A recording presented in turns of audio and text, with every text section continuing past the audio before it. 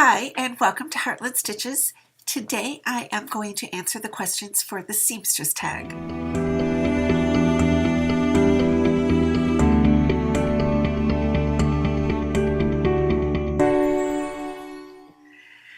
So the Seamstress Tag was started, several years ago. I'm very late to the party on it, but I was asked to do this, and I had always had it in the back of my mind to answer the questions. So these are 12 questions that I think it was Holly Dolly that first came up with them. And anyway, here goes. I have them on my phone, so I will be looking down at them. So question 1 is, who are you? Well, my name is Vicki. I'm also known as Heartland Knits on Instagram and Ravelry. That's been my sort of alter ego for a long time. I live in Wisconsin in the US, and yeah, I guess that's it. So question 2 is, when and why did you start sewing? The when is about, I think it's 3 years ago now that I started. It was right about this time of year. It was in the middle of winter, and I just thought I would see if I could sew a summery sort of dress, and I've been on this adventure ever since. Question 3 is, what is your proudest make? So I think that would have to be the coat that I made last year, because I learned a ton from it.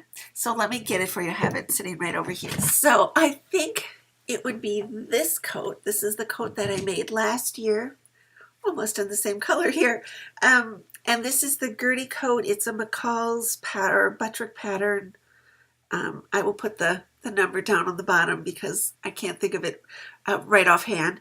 But I learned a ton. It's got a full circle skirt, and it was a big leap of faith to make it. The fabric is from Moon Fabrics. It was expensive to me. It's a cashmere wool blend, and it is super warm. I wore it when it was 12 below zero Fahrenheit this winter, and it kept me really nice and toasty warm. It's really nice and long. It's an out of print pattern, but I was really lucky. I saw a picture of it on, I think on Instagram probably, and fell in love with it, and then just looked for it on eBay and found it straight off, and it was kind of like $7 plus shipping, so it wasn't sort of way out of line price-wise or anything.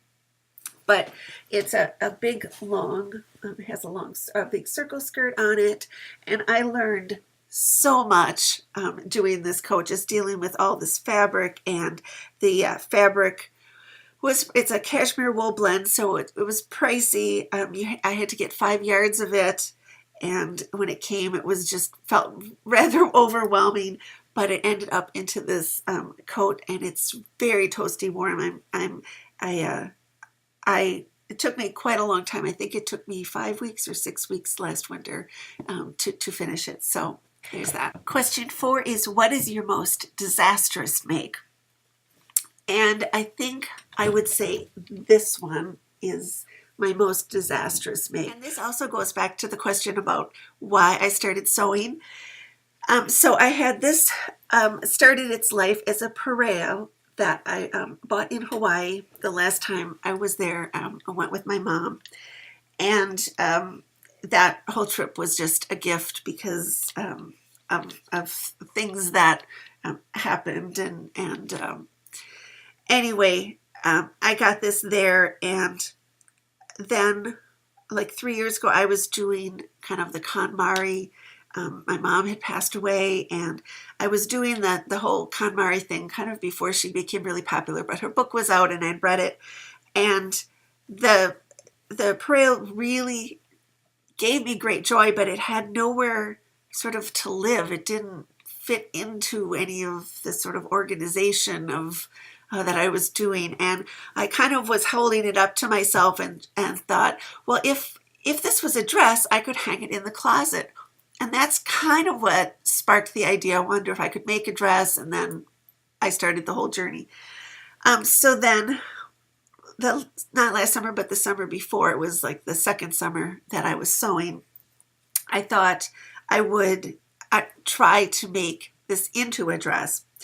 and I found this contrast fabric or coordinating fabric. It's a silk crepe de chine that I bought I think I bought a yard of it from Mood, and it kind of matched the pink in it really well.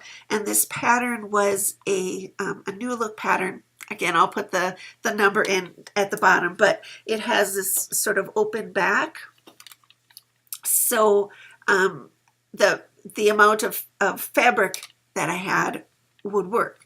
And so I used for the skirt, I used the edges, had this fringe on it, and I used those, and then I, cut the bodice pieces. So it's all put together now, but there was, last year, it was not quite this way. So I got this whole dress together, and I had done a muslin just out of a cotton, and this is sort of a rayon fabric, and I had done a cotton, and it worked, and I had worn it and everything. And when this one was finished, it just felt it was like a lot drapier and stuff, and I kind of pinched it up from the shoulders and just thought, oh, if it fit like that, it would be good.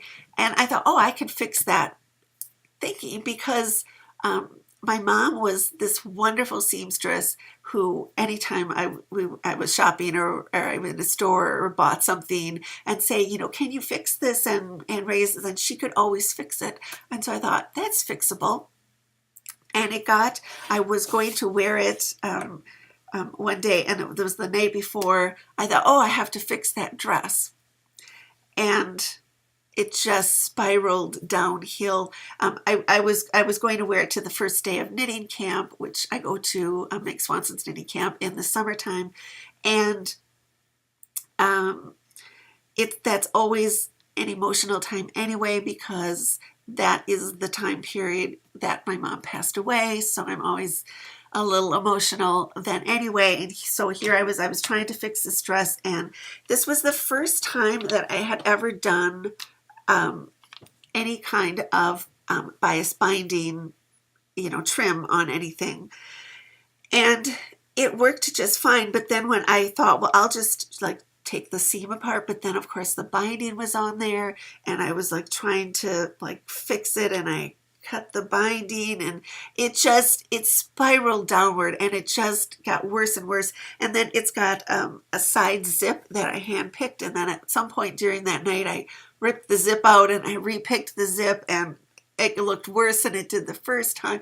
It just went from bad to worse to horrible, and I ended up just dissolving into tears and being upset that why did I never learn this from my mom, and I missed her, and it was just a horrible experience. So about 2 a.m, as I was slumped over the sewing machine, I just folded it up and I put it in the corner and thought, maybe someday I'll try to fix that. Fast forward to last spring, it was starting to get warm, and I thought I should take a look at that dress. I knew I had a little bit of the silk left. I thought, if I need to get another little bit, because what I had decided to do was make all new bias tape, and what I ended up doing was hiding where I had cut it. I ended up hiding it underneath these little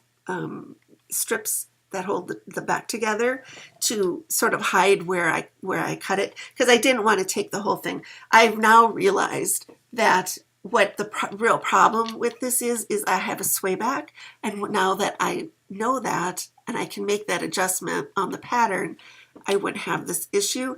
But I wanted to make this work and get it fixed, and so I did end up having enough of the silk to do more biased trim. It is not the best, because I don't know that it was a lot. Some of the pieces were kind of on the true bias, because I was just trying to fit it into the remnants that I had left. But I got it back together, and even now, and I did wear it kind of once last summer. Originally, I had these sort of spaced so that my bra strap would be hidden underneath them, but then when I changed it at the shoulder, that changed. So can't really wear a bra with it, and it's a little flimsy material. I may go back for like this before this summer and try to like maybe retrofit a lining or something in there. But I did wear it once, but so it is not, it is together, it is wearable, but yeah, it's certainly in a better shape than it was that night I had a meltdown, but it's also something I really still love the fabric, and I can hang it in the closet. So that was the goal at the beginning, was to be able to hang it in the closet, and yeah. So question 5 is, where is your favorite place to go fabric shopping?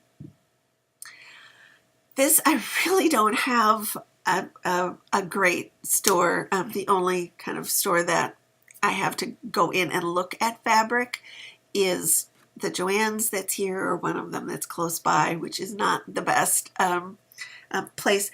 The best fabric store that I've actually ever been in is called Ginny's. It's in Rochester, Minnesota, and I love that store. It has beautiful, beautiful fabric, and Ginny is just a treasure. I think that store has been open like 40 some years, and so she is just a treasure. I would love to go back. I haven't been there in a few years, but mostly I get sort of my good fabric, what I think of as my good fabric, online. Either most of the time it's Mood Fabrics or fabric.com. I look at a lot, so that's where I've got some from a few other places. But yeah, I wish there was a great fabric store close by that I could go to, though it would be sort of deadly also too. It would be bad for the pocketbook. Question 6 is, what is your most used pattern? And last year, if I had done this before last year, I don't know that I would have one, because I do like to try new things all the time. I have made a couple like multiples of cocoa dresses, this is one that I'm wearing today. I've also made quite a few Agnes tops. So I would say it would probably be the Agnes. Question 7, your most dreaded sewing task is, I would say ripping seams, but I do everything humanly possible so that I don't have to rip them. I would much rather baste something by hand and then not run the risk of having to rip out a seam. So I will do almost anything so that doesn't happen. I think my most dreaded sewing task is cutting out. I hate to cut out. You have to make all the decisions up front, and if you're trying to match something, you have to get it right then, and yeah, cutting out. Number 8 is, and your favorite sewing task. I think it might be hand stitching, like hand doing hems. I do like to hand sew. It's the first thing that I learned to do when I was little was embroider, and I think I was like 5 or 6. And so I still really do like using a needle and thread, and as long as I'm not under a big, time constraint, I find it really enjoyable to do a little hand stitching. Number 9, what is your favorite sewing entertainment? And I think just from watching other ones, I think what they mean by that is, what do you like? Do you watch something or have something on in the background while you're sewing? At least that's how I'm taking this question. And I usually have music on. I usually have Wisconsin Public Radio during the day. And then they have like news at the top of the hour, and that's kind of how I keep track of the time. And or else, maybe like a CD or something on in the background. I like to have kind of music playing. Number 10, printed or PDF?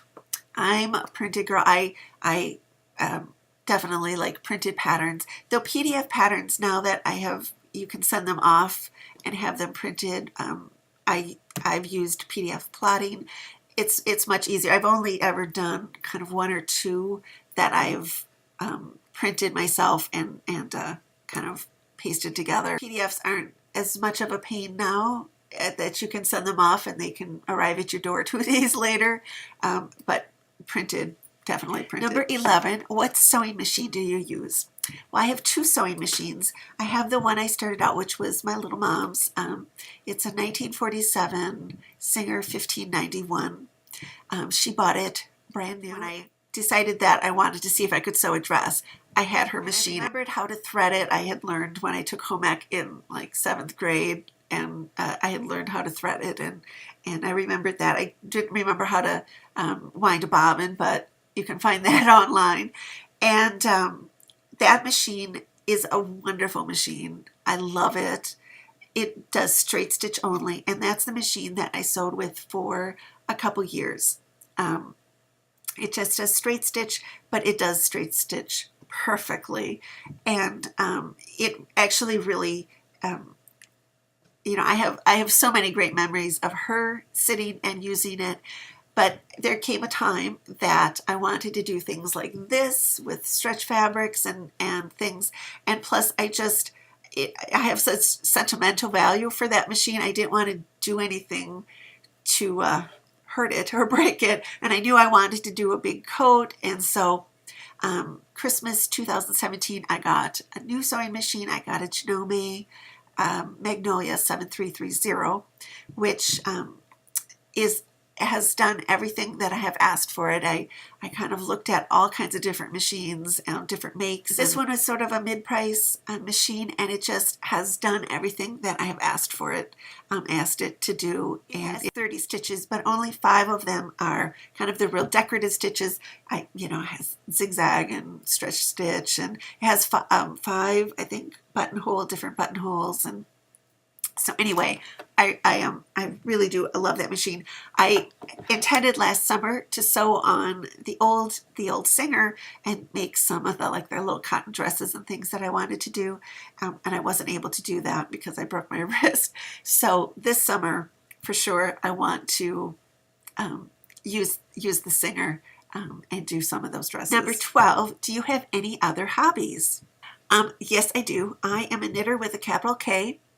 It has always been my first love. I started embroidery when I was really little. It was just something on a hot summer to sort of, it was my sister and I, to make us kind of sit and be quiet, and so we weren't running around and complaining about being really hot. And so I did that for a long time. I did cross stitch, I did needlepoint, and all of those things. And then I found knitting after I was out of college, and it has taken up a big part of my life ever since. I also spin wool, but though sewing has sort of taken the place and the time that I would be spinning, I sew now. But in the summertime, my other big love is gardening. I grow roses, and so yeah. Lots of other things. So anyway, that is my seamstress tag. I hope you enjoyed it, and I would love to hear your comments, and please do remember to give me a thumbs up and do subscribe. I know I found a lot of people that I wanted to follow on YouTube by looking at looking at the seamstress tags. So I hope you will subscribe, and until I see you next time, from my heart to yours, happy sewing.